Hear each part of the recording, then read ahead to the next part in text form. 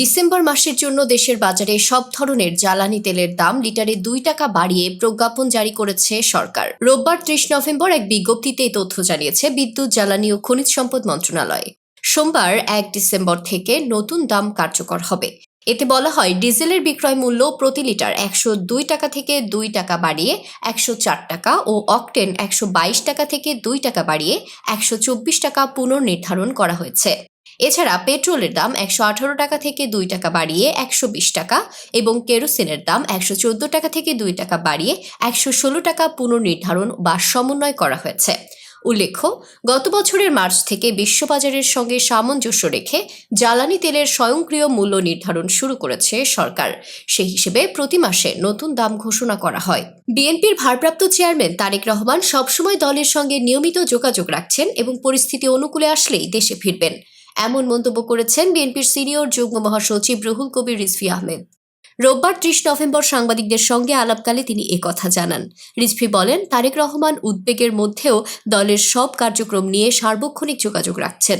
যখন উপযুক্ত সময় হবে তখনই তিনি দেশে ফিরবেন। দলের আরও নেতৃবৃন্দ আছে, সবার পরামর্শক্রমে ওনার যখন উপযুক্ত সময় হবে তিনি আসবেন। কিন্তু তার মায়ের প্রতি যে দায়িত্ব তিনি যেটা পালন করছেন, এই দায়িত্ব অপরিসীম দায়িত্ব পালন করছেন। হাসপাতালের সামনে ভিড় না করার অনুরোধ। এভারকেয়ার হাসপাতালে চিকিৎসাধীন বিএনপি চেয়ারপারসন বেগম খালেদা জিয়াকে দেখতে গিয়ে কেউ যেন হাসপাতালের সামনে অযথা ভিড় না করেন, এমন আহ্বান জানান রিজভী। তিনি বলেন, এখানে আরও অনেক রোগীর চিকিৎসা চলছে। ভিড় তৈরি হলে তাদের চিকিৎসা ব্যাহত হয়।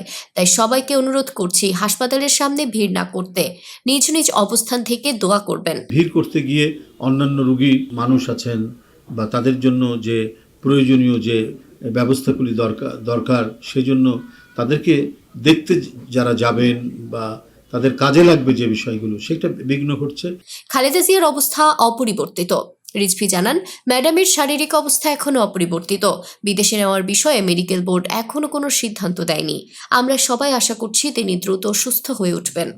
তিনি জানান, চিকিৎসকরা নিয়মিত পর্যবেক্ষণে রেখেছেন এবং বোর্ডের পরামর্শ ছাড়া বিদেশ নেওয়ার বিষয়ে সিদ্ধান্ত সম্ভব নয়। ডিসেম্বর মাসের কর্মসূচি স্থগিত। বিজয়ের মাস ডিসেম্বর উপলক্ষে ঘোষিত 2 সপ্তাহব্যাপী দলীয় কর্মসূচি আপাতত স্থগিত রাখা হয়েছে বলেও জানান রিজভী আহমেদ।